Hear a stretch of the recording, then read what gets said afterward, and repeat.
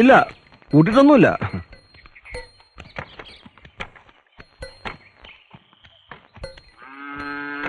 മൂന്ന് പാർട്ടി വന്നു.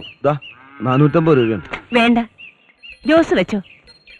കാര്യങ്ങളൊക്കെ ഇനി ജോസല്ലേ നോക്കേണ്ടത്. അതൊക്കെ ശരി തന്നെ, ഇതിപ്പോ ചേർത്ത് വെച്ചോ. വേണ്ട, ജോസിന്റെ ആവശ്യങ്ങൾ കഴിഞ്ഞിട്ട് ബാക്കി തന്നാ മതി. എനിക്കിപ്പോ ആവശ്യമൊന്നുമില്ല, വേറെ ചോദിച്ചോളാം. എന്നാലും എന്തെങ്കിലുമൊക്കെ ചില്ലറ ചെലവുകൾ ഉണ്ടാവില്ലേ? അത്യാവശ്യത്തിന് പണം എന്റെ ഉണ്ട്. ജോസേ, ഇവിടുത്തെ എല്ലാം ജോസിന്റെ സ്വന്തം പോലെ കരുതിയാ മതി. ഓ, ഇനി മുതൽ അങ്ങനെ കരുതിക്കോളാം.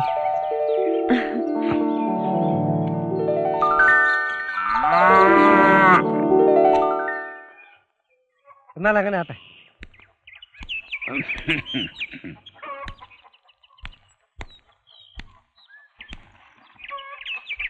ഇതിരിക്കട്ടെ, കുറച്ച് കാശ് വർക്കിച്ചന്റെ കൊടുത്താ വാങ്ങത്തില്ല. അപ്പാപ്പന്റെ ഇരിക്കട്ടെ. വേണ്ട വേണ്ട, എന്തേലും ആവശ്യം വരും. ജോസിനെ കണ്ടില്ലേ? ജോസ് കാളയെ കുളിപ്പിക്കാൻ പോയെന്ന് അന്നമ്മേടത്തി പറയണ കേട്ടു. ഞാൻ അവിടെ പോയി കണ്ടിട്ടേ പോവൂ. അന്നമ്മേടത്തിയേ, ഞാൻ ഇറങ്ങാ. ഓ,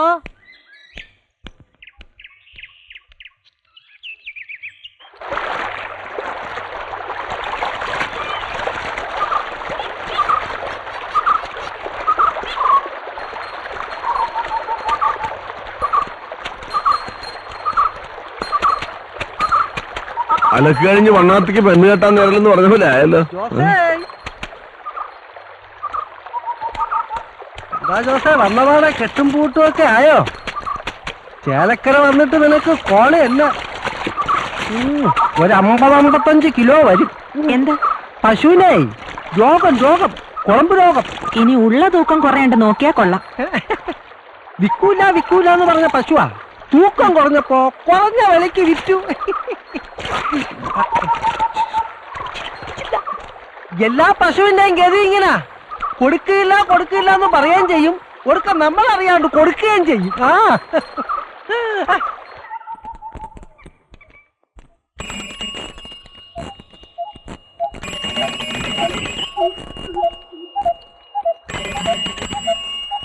ഹലോ, ബെല്ലടിയേട്ടോ ഒന്ന് നിന്നൂടെ? ഇതെന്താ എത്ര ഡിമാൻഡ്? അയ്യോ, ഞാൻ വിചാരിച്ചു സോഫയായിരിക്കുമെന്ന്. അതിനെന്താ, എനിക്കിഷ്ടായി. എന്ത് ഈ വിളിയേ?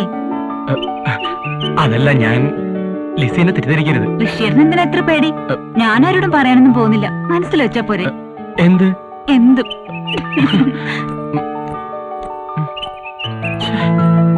ആകെ കുഴപ്പമായല്ലോ. അവൾ എന്ത് വിചാരിക്കുമോ?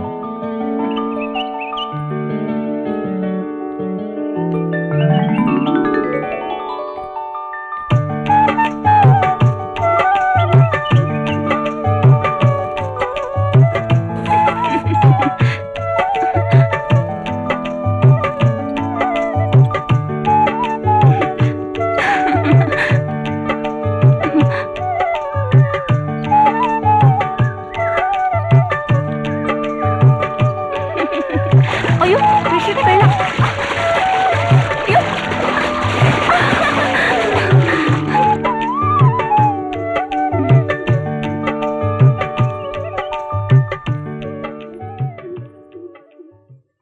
തപ്പി നിൽക്കാതെ വേഗം കുടിച്ചു തീർക്കടാ, എനിക്ക് വേറെ പണിയുണ്ട്.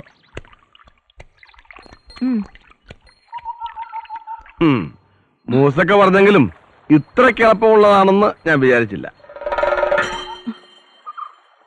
അല്ല, ഞാൻ ഇവന്റെ കാര്യമാണ് പറഞ്ഞത്. എന്തായാലും എനിക്കിഷ്ടായി. ഒന്ന് നിന്നേ, ഒരു കാര്യം പറഞ്ഞോട്ടെ. എന്താ? വീണടം വിഷ്ണു ലോകം, അതായി വിത്ത് കളക്കാരന്റെ സ്വഭാവം. എന്താ എന്നോട് കൂടുന്ന? കാളവർക്കി കാളക്കാരനും കൊള്ളരുതാത്തവനും ഒക്കെ ആയിരുന്നു ഒരിക്കൽ. പക്ഷെ ഞങ്ങളുടെ അപ്പം മരിച്ചിട്ടില്ല. അപ്പം മരിക്കുമ്പോ ഞങ്ങൾ ആലോചിച്ചോളാം ആരുടെ കൂടെ കൂടണമെന്ന്.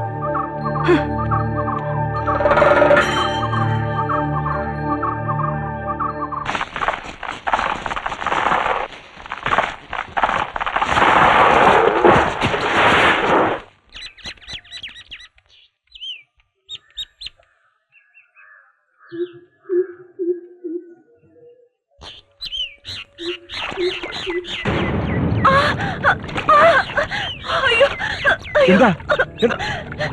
കടിച്ചു. നോക്കട്ടെ.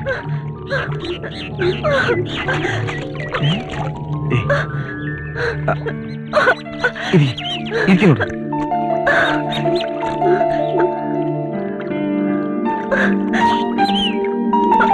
എന്റെ നീർക്കോലി മറ്റോ ആയിരിക്കും.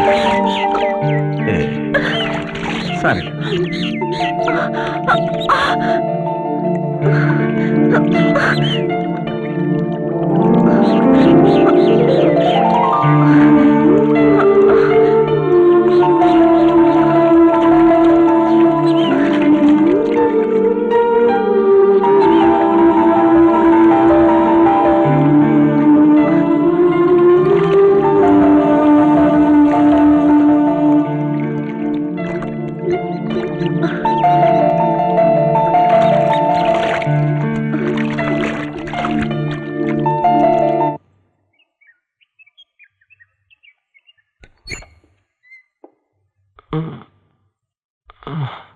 ആ തോമസ് കുട്ടിയാ, വാ വാ.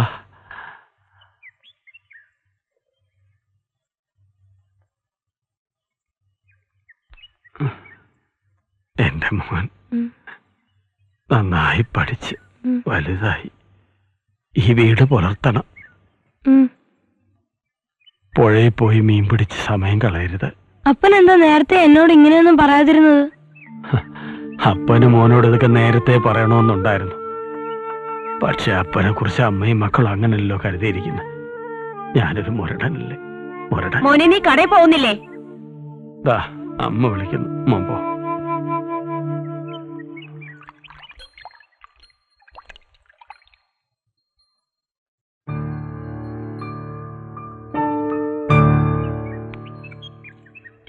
ഇങ്ങോട്ട് വന്നു.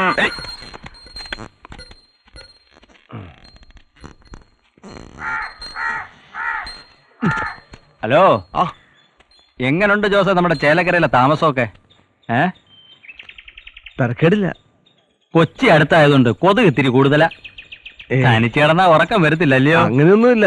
ആ, കള്ള് ഷാപ്പിലേക്കാണോ? ഓ ഇത്തിരി, ബാക്കി വീട്ടിൽ വെക്കും. പതിവുകാർക്ക് ഓരോ ഗ്ലാസ് കൊടുക്കണ്ടേ? എന്താ സേവയുണ്ടോ? വല്ലപ്പോഴും. അപ്പൊ ഉണ്ട് കള്ളൻ.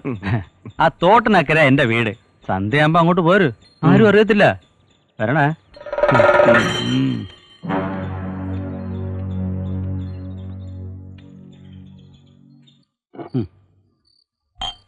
നല്ല ഒന്നാന്തര അന്തിയ. ഇപ്പൊ വന്ന നന്നായി. എല്ലാവർക്കും അങ്ങനെ കൊടുക്കുന്നതല്ല.